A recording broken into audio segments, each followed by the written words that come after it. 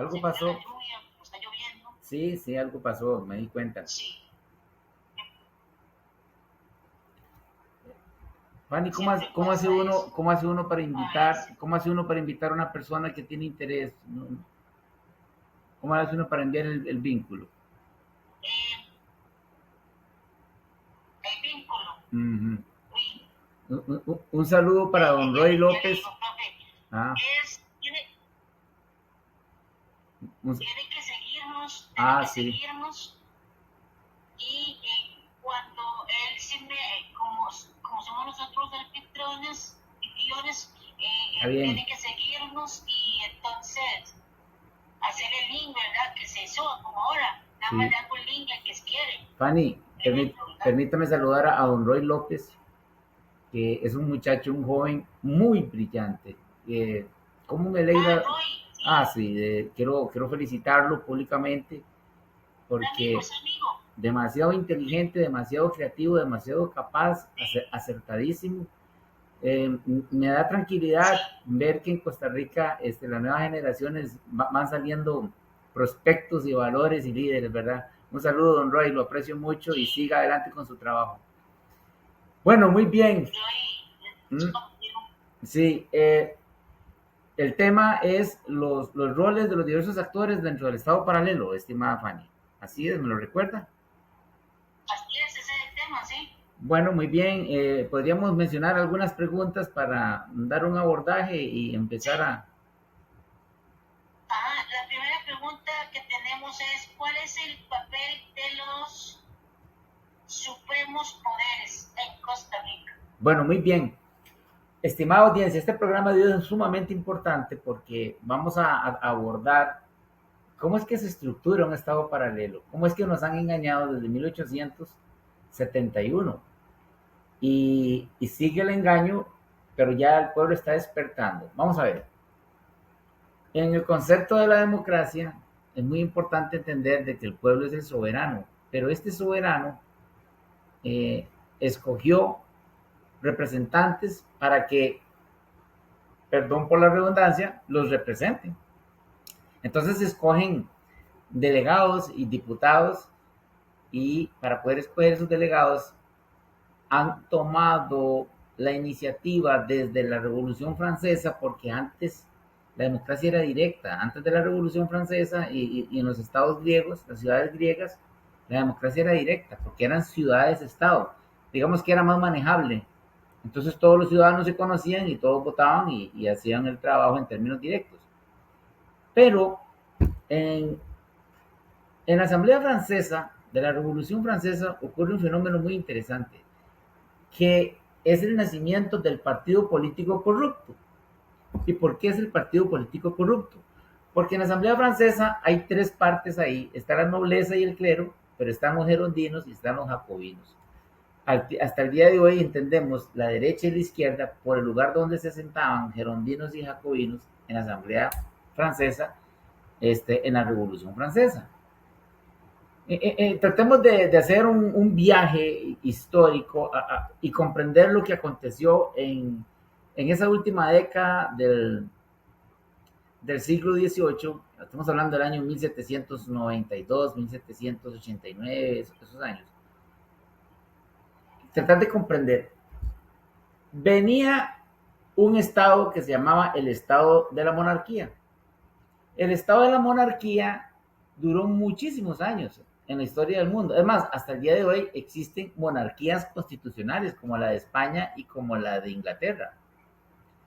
Pero el estado monárquico no es el primer estado de la historia. El primer estado de la historia es el estado imperial, el estado que tuvo Babilonia, Asiria, el estado que tuvo Egipto, que tuvo el imperio griego.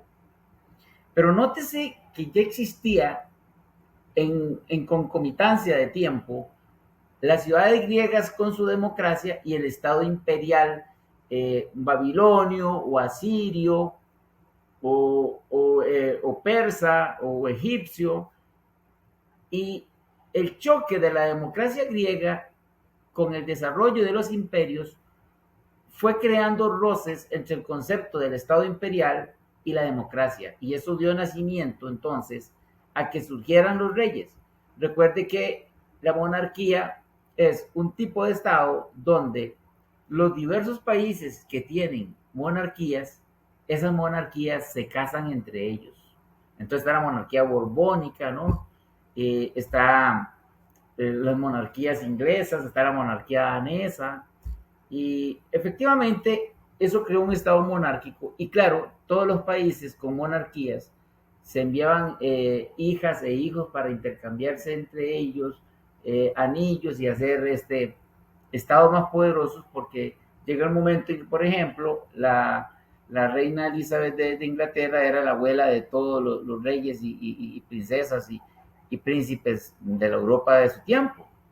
Bueno, el estado monárquico es el estado que cae en la Revolución Francesa. Pero hay algo muy interesante aquí que yo quiero resaltar. Es que las monarquías también tenían pleitos entre ellos. Por ejemplo, el rey Luis XIV de Francia empieza a ayudar a las colonias de Inglaterra en los Estados Unidos para que se independicen. Francia se mete en una deuda terrible por querer ayudar a esas 13 colonias norteamericanas para que se independicen de Inglaterra, porque había un pleito entre ese rey francés y la monarquía inglesa. Bueno, llega Luis XV, llega Luis XVI y continúa el endeudamiento de Francia para lograr que Estados Unidos se independice de Inglaterra y surja precisamente los Estados Unidos. Bien, el primer partido que surge en América como continente es el partido del té, el Tea Party. Pero es un partido porque es una parte de la comunidad inglesa en América que quiere oponerse al rey porque no quiere pagarle impuestos sobre el té, la bebida del té. Entonces surge el famoso Tea Party. Pero son partidos que surgen en contra de la monarquía para defenderse de los impuestos de la monarquía. No surgen para tomar el poder en los Estados Unidos, en las 13 colonias, y hacer el desorden que sí ocurrió en Francia. ¿Por qué? Porque en Francia, una vez que pasan por la guillotina a Antonieta y a Luis XVI, se sientan los gerondinos y los jacobinos unos frente al otro y dicen, ¿y ahora qué? Matamos al rey. ¿Y ahora quién va a mandar aquí? Y se vuelven a ver unos a otros. Y ellos dicen esto en sus pensamientos y en sus corazones. Un tiempo vas a mandar vos y otro tiempo voy a mandar yo. Entonces ahí se crea el partido político corrupto. ¿Y por qué es corrupto? Porque negocia la alternabilidad del poder y mete dentro de la Constitución que el poder en una república, en este caso la República Francesa, tiene que ser alternativo. No estamos en contra de la idea de la alternatividad del poder. Lo que pasa es que entre quiénes es alternativo, entre los gerondinos y los jacobinos. Como aquí en Costa Rica es alternativo entre cualquier partido político corrupto que saque un 30% de la votación, ya se vuelve, toma el poder. Entonces, lo que tenía que hacer la Revolución Francesa en aquel momento era hacer justicia del robo histórico que había hecho la monarquía con el pueblo francés. Es decir, debieron haber montado un tribunal para juzgar los patrimonios mal habidos de la nobleza y juzgarlos y decirles, ustedes le robaron ese patrimonio a los franceses. Y no lo hicieron. Al punto es que muchos de los ministros de finanzas que tuvo el rey Luis XVI le decían claramente al rey, vea, es muy fácil regular las finanzas del Estado de Francia, hay que cobrarle a los ricos. Y él no quiso. Y esos mismos ricos lo debilitaron al rey, lo mataron y le echaron la culpa al pueblo francés que se levantó porque tenía hambre. Como aquí en Costa Rica se está levantando el pueblo porque le están metiendo a la Agenda 2030. Le están usurpando sus propiedades a través del Estado paralelo, como está ocurriendo en Guanacaste con el polo turístico Papagayo, y ya se está haciendo tanto en Corcovado como en la península de Osa. O sea, el pueblo se levanta porque tiene razones para levantarse. Si al pueblo usted le da un buen gobierno, aunque sea dentro de una república democrática partidaria, ¿y cuántos años no vivió Costa Rica con estos partidos políticos y todavía los tenemos? Y son la lacra y el peso más grande que tiene Costa Rica. Entonces los partidos políticos surgen ahí en la Asamblea Francesa Y es Montesquieu, y años antes, porque ya había muerto Juan Jacobo Rousseau cuando se llevó a cabo la Revolución Francesa, donde se crean los dos pilares de pensamiento más profundo de lo que hoy es una república.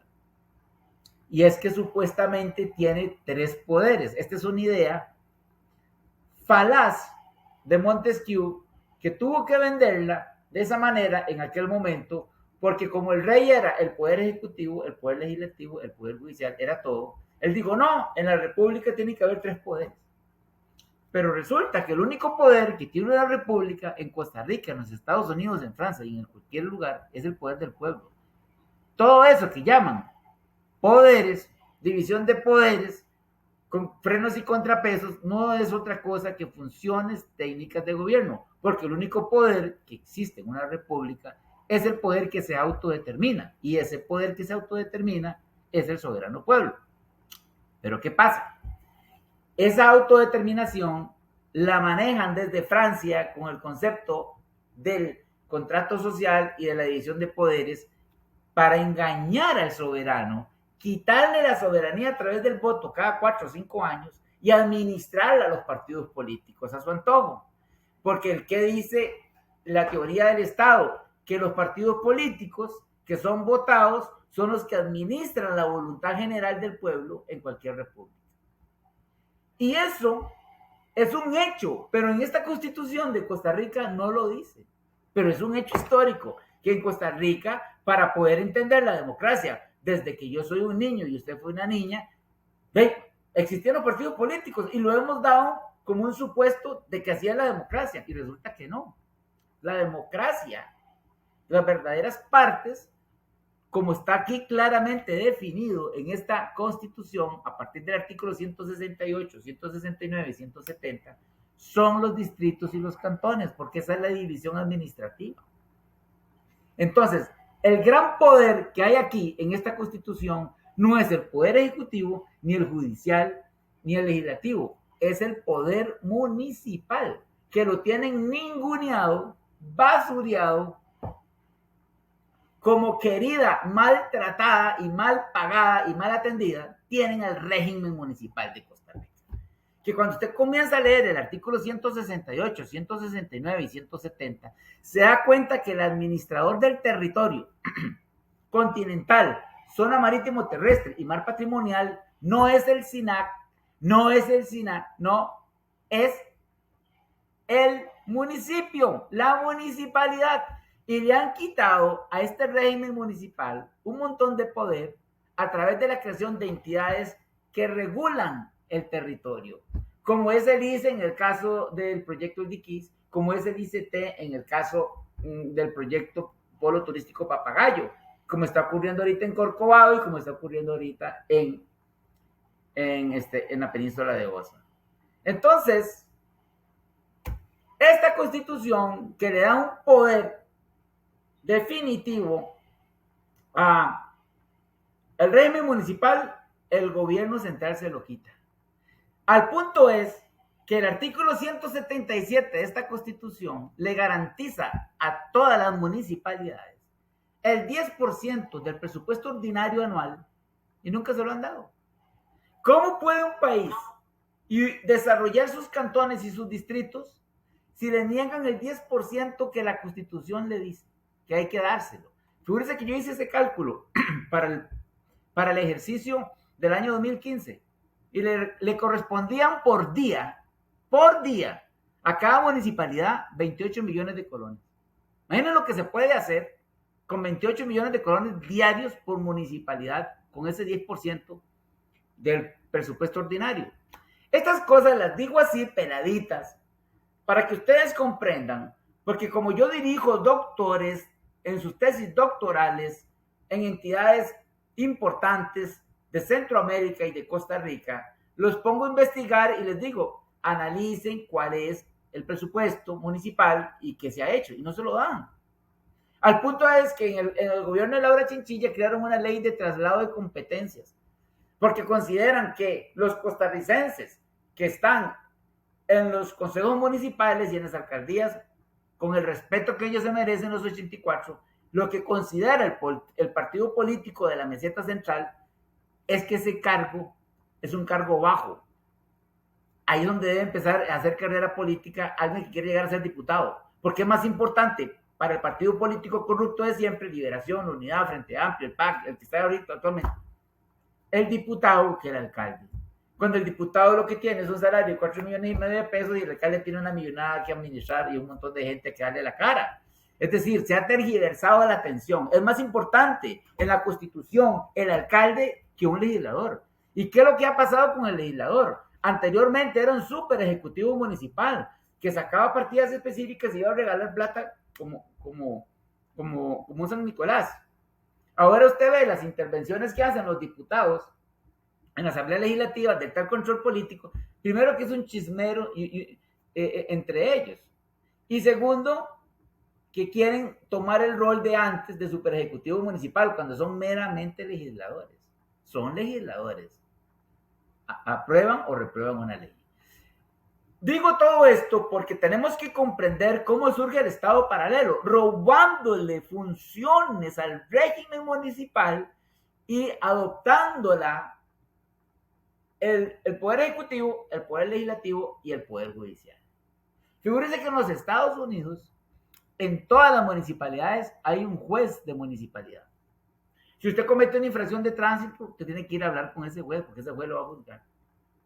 Es decir, si hay problemas de familia, todo, ahí hay un juez que le va a ver eso. Nosotros no tenemos jueces municipales.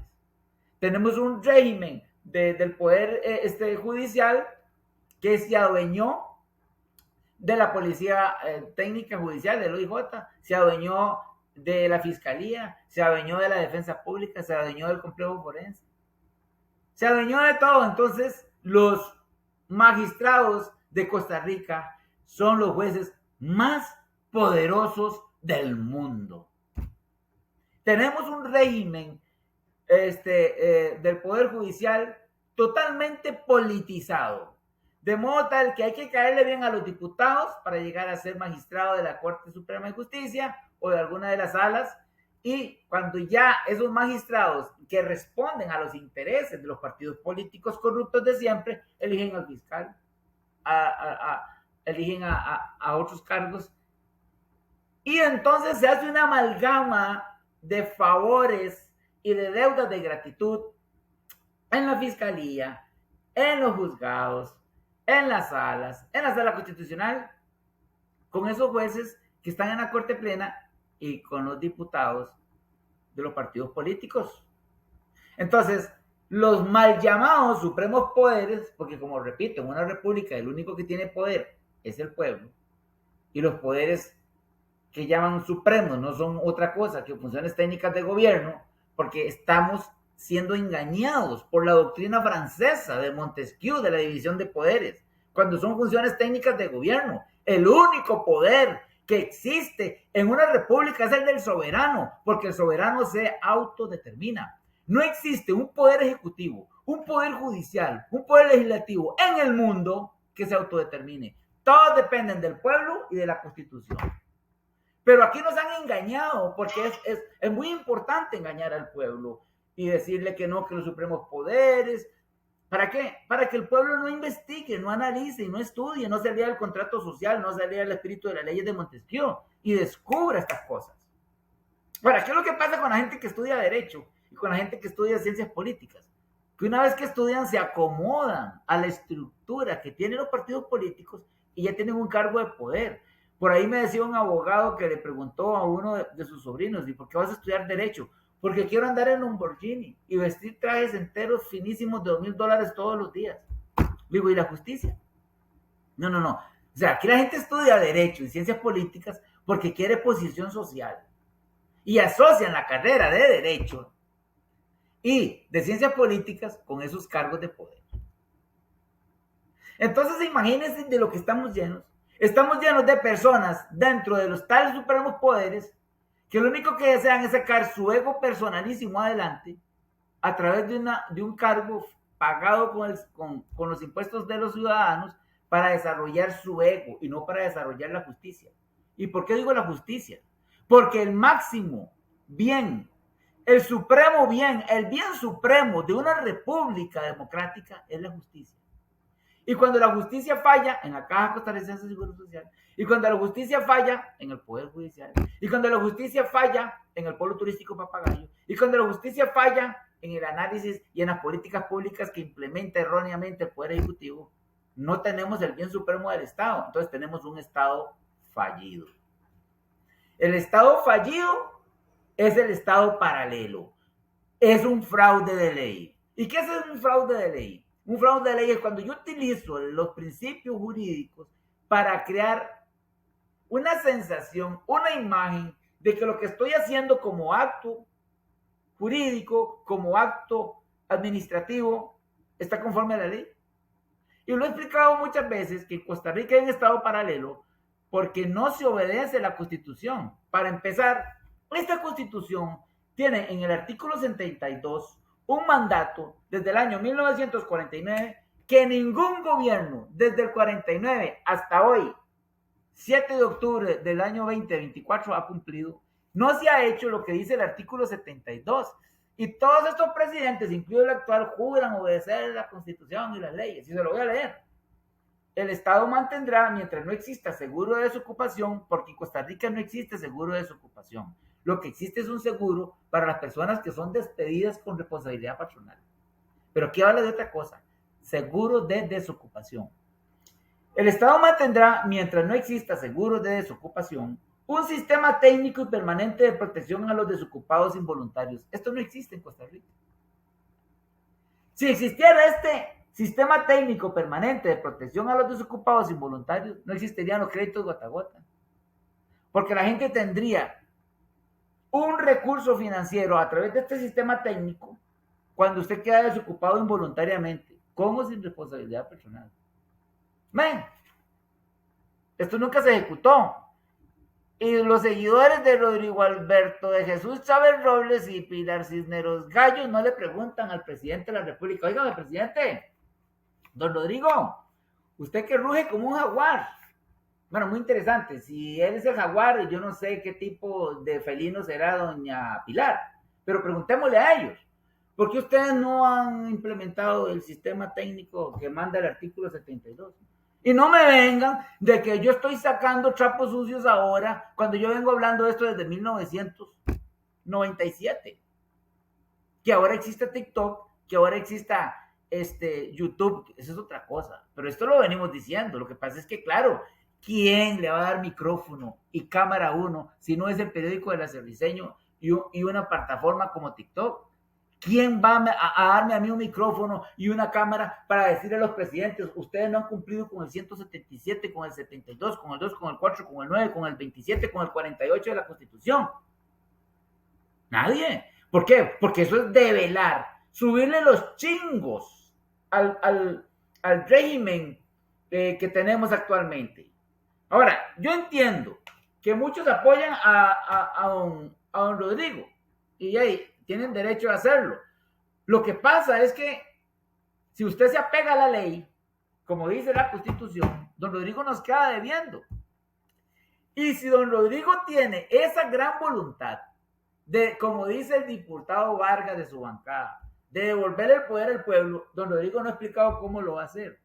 Lo que se entiende es que quieren sacar 45 diputados en la próxima elección para entonces hacerlas de Bukele. Ponen un hombre bueno en un sistema malo.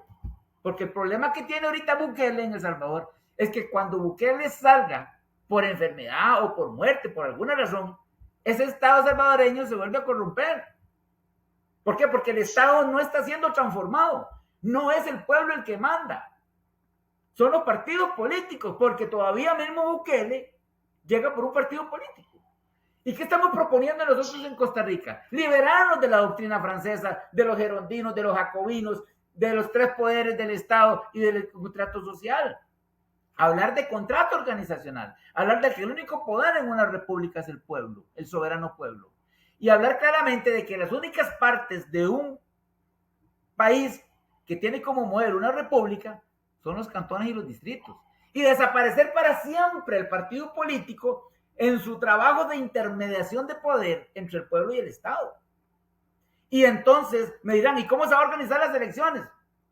Por cabildos abiertos y cerrados, Para eso va a existir un nuevo Tribunal Supremo de Elecciones que no va a organizar las elecciones por partido político, porque el partido político debe existir como un intermediario de poder.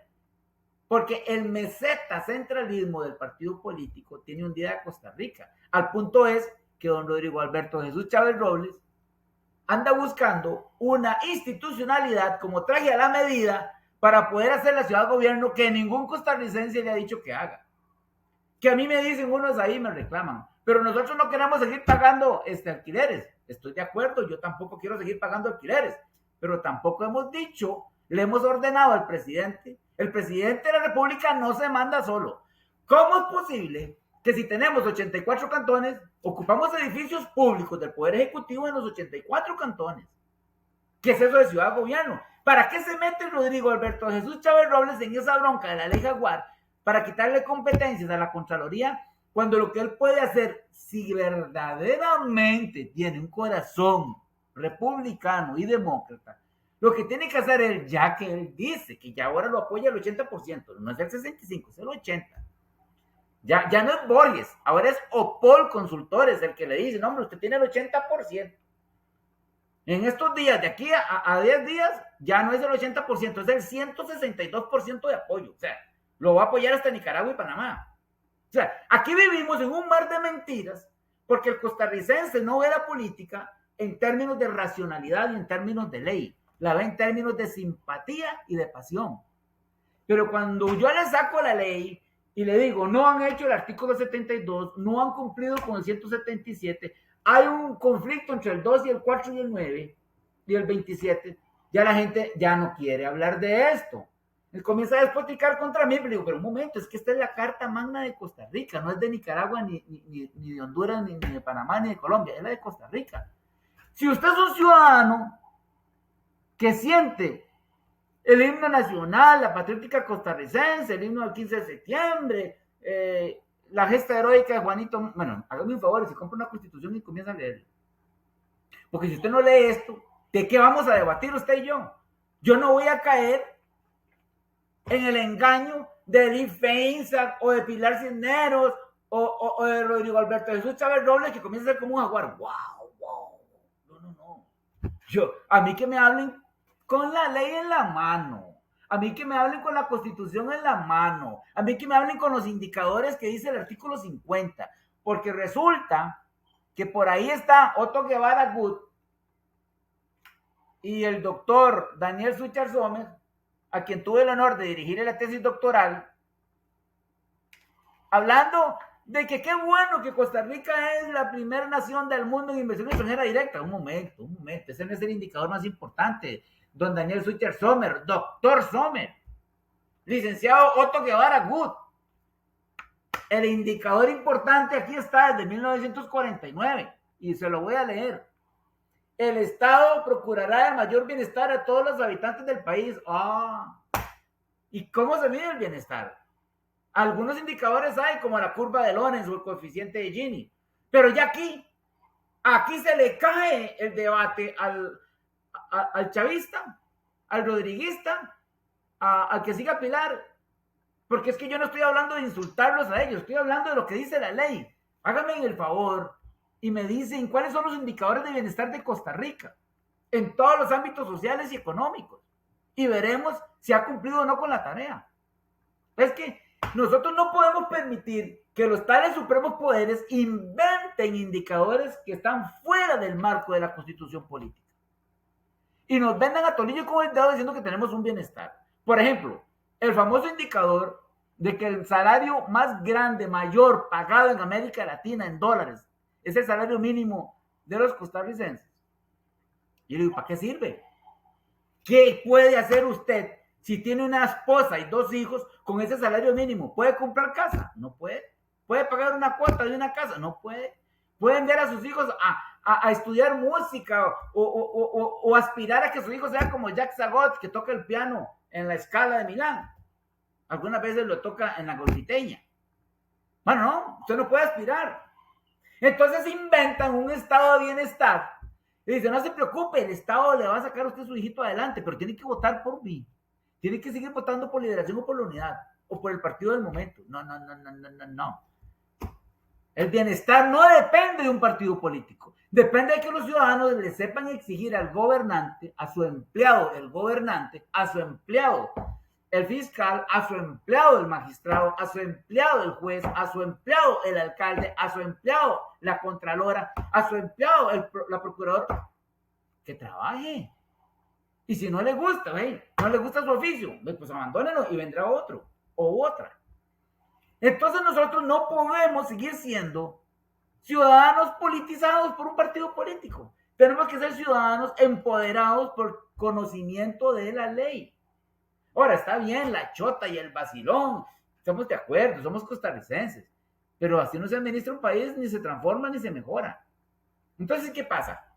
El rol de los supremos poderes ha sido mentir, desviar la atención del ciudadano para entonces ellos poder hacer negocios privados en los puestos públicos. Y entonces ahora dicen que El Salvador es don Rodrigo Chávez Robles, pero ¿de dónde sacaron a Rodrigo Chávez Robles? No venía del PAC.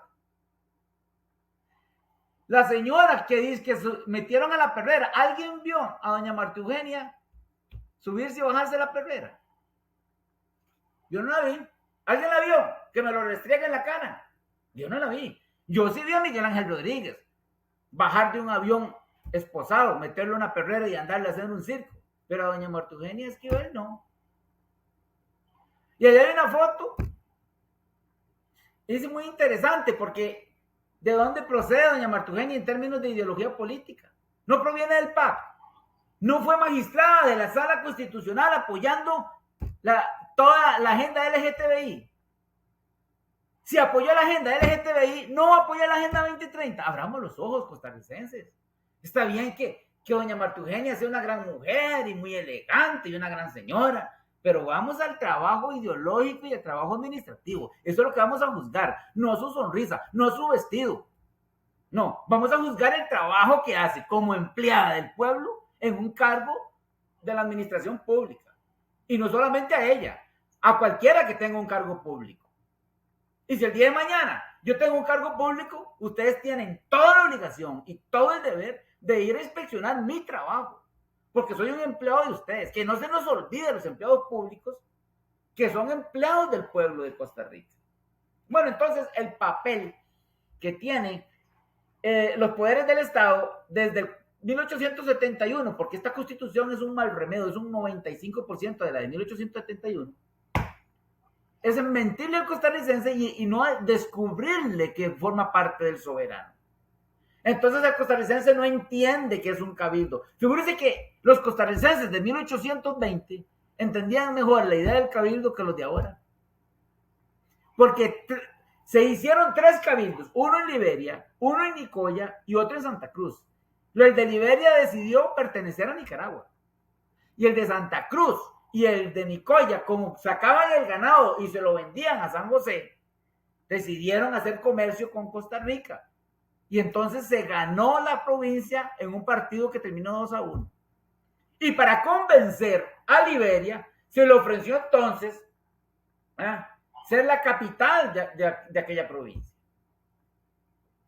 Porque Liberia era el lugar de vacaciones de los ricos de Nicaragua. Ahí venían a vacacionar. Y hasta el día de hoy están esos apellidos que son de origen nicaragüense en Liberia. Y todo el mundo los conoce. Los Clachar. O sea, por favor, está claro que estas personas tienen un arraigo profundo en un éxito económico que procede de Nicaragua y están en Liberia y son costarricenses, pero que no olvidemos la historia. Los Román, los Vargas, todas estas personas han sido poderosísimas en Liberia. Pero cuando vamos entrando a Santa Cruz y a Nicoya, ahí es más democrático el asunto. Y se ganaron esos 2 cabildos. Pero vamos a entender por qué ahorita el costarricense no entiende el cabildo y sí lo entendían los Viales y los Briceños allá en Nicoya. Figúrese usted que los briceños no eran ni coyanos ni costarricenses. Eran colombianos, de lo que se llamaba en aquel tiempo la gran, el virreinato de Granada. Así se llamaba Colombia. Y así, y la corona española no le permitía a los virreinatos hacer comercio entre ellos. Por ejemplo, el virreinato de Nueva España no podía hacer comercio con el virreinato de La Plata o el del Perú. Todos los virreinatos solamente podían hacer comercio con España directamente. Pero Briceño se burlaba de esa norma y él hacía comercio entre Colombia, Costa Rica y Nicoya. Y él entendió muy bien lo que se venía, porque entonces España envió la independencia en una carta y entonces todos los partidos de aquel momento, el de Costa Rica, el de Nicoya, el de Nicaragua, eran independientes, pero tenían que tomar partido de si iban a ser una nación o no. Y 30 personas de Nicoya son las que firman el documento de anexión. 30. Y había más nicoyanos, por supuesto que había más nicoyanos. Pero primero hicieron un cabildo cerrado entre la familia Viales y los briceños. Porque de esos 30 que firmaron en Nicoya, 10 eran Viales y briceños. Eran familia. Entonces, ¿a qué vamos con esto? De que aquel costarricense de 1820 entendía mejor la democracia que nosotros. ¿Por qué? Porque no se nos educó al respecto. Le cercenan Lepanto, Vaquera y Cóbano a la península y le dan administrativamente ese territorio a Punta Arenas a través de un decreto. Cosa que eso no puede ser por decreto, eso tiene que ser por ley. Se hacen un montón de cosas incoherentes, pero pareciera que son jurídicamente aceptables. De modo que los supremos poderes, el rol que han tenido es tergiversar la ley, no cumplir la ley y aliarse con medios de comunicación para mantener un estado de mentalidad en el costarricense para que no comprenda la democracia, ni sepa ni entienda qué es un cabildo, ni qué significa ser soberano. ¿Qué me vas a preguntar, estimada Fanny?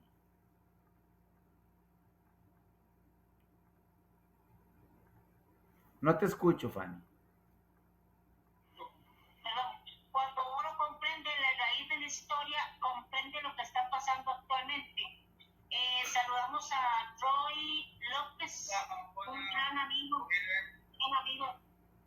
Me alegra escucharlo. Tenía rato de no oírlo ni verlo. Muchas gracias.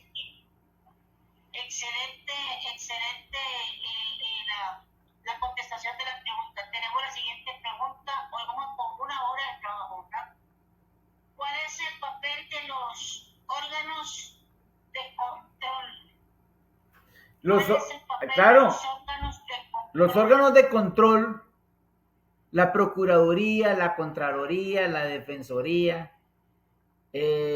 Hablamos también de control político en la Asamblea Legislativa, los órganos de control dentro de las instituciones como las auditorías, los órganos de control político dentro de los distritos y cantones, ha sido obedecer lo que el partido político dicta. Usted ve que la defensora que tenemos actualmente, de apellido Crixan, viene del Partido Político de Liberación Nacional. ¿A quién va a defender ella? Edgar Espinosa, el esposo de doña Pilar Cisneros, no le sirvió toda una vida al periódico de La Nación, a Rodolfo Jiménez Norbón, al dueño de la Primera y Segunda República. ¿Cómo lo vamos a creer ahora a Edgar Espinosa, que tanto apoya a don Rodrigo Alberto Jesús Chávez Robles, que él sí se transformó, él se convirtió, él tuvo un encuentro personal con Jesucristo, don Edgar Espinosa, y ahora es un gran demócrata? Cuando toda su vida y toda su economía la hizo escribiendo disparates ahí en La Nación. Pilar Cisneros trabajó para los Picado Michalski en Teletica toda una vida. Y ahora entonces se hizo de la política y hay que creerle. No. Estas transformaciones, estas mutaciones de periodista que trabajaba para la oligarquía criolla mafiosa y manteniendo el status quo mental, el engaño histórico, ahora vienen que son diputados, que son presidentes y que yo soy... No, por favor, ¿a quién van a engañar? Nosotros ocupamos una renovación de líderes. Nosotros ocupamos que muchachos como Roy López, muchachos así, comiencen a despabilarse y a entender, porque ellos son los ciudadanos del ya y del futuro, porque ellos son los que van a administrar esta república. Y ya un carajo como yo va para roco, va para anciano. Y yo tengo que hacer mi esfuerzo ahorita, mientras tengo una edad, para poder discutir esto, para tratar de imprimir un mensaje en las nuevas generaciones de que esta Segunda República tiene que ser mejorada. Porque ahorita, imagínense que yo he trabajado desde los 17 años y consulté la pensión que me va a pagar la caja, si es que me llego a pensionar, porque yo todavía no estoy en edad de pensionarme. Me van a pagar 320,000 colones. Y muchos dicen, uy, qué montón. Yo digo, yo con eso no puedo vivir. Y el día de mañana, yo con esa pensión no puedo vivir. Tengo que hacer algo, tengo que seguir trabajando.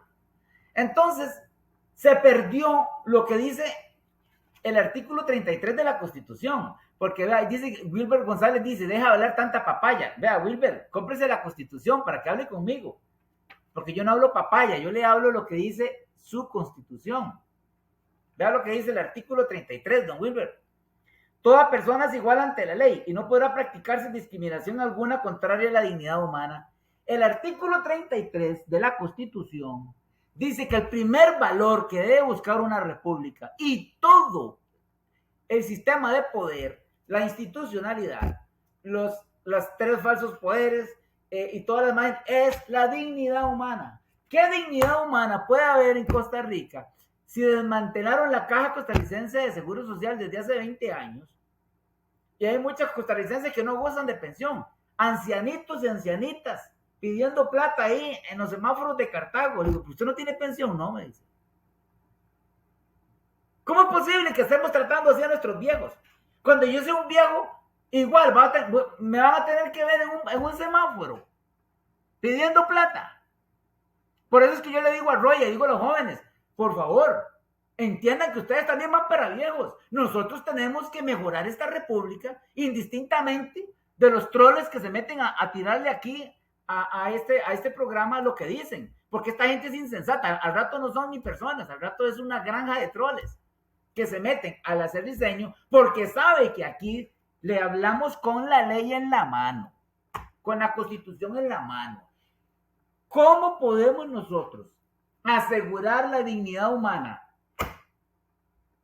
en el feto que está en un vientre embarazado, en el niño recién nacido, en la madre, en el niño que va a la escuela, que va al kinder, en el muchacha que va al colegio y a la universidad, en el adulto que ya trabaja, en el adulto mayor que sigue trabajando y se pensiona, y en el anciano? Óigame, es que la dignidad es desde que está uno en el vientre de su madre hasta el último día que le echen la última palada de tierra.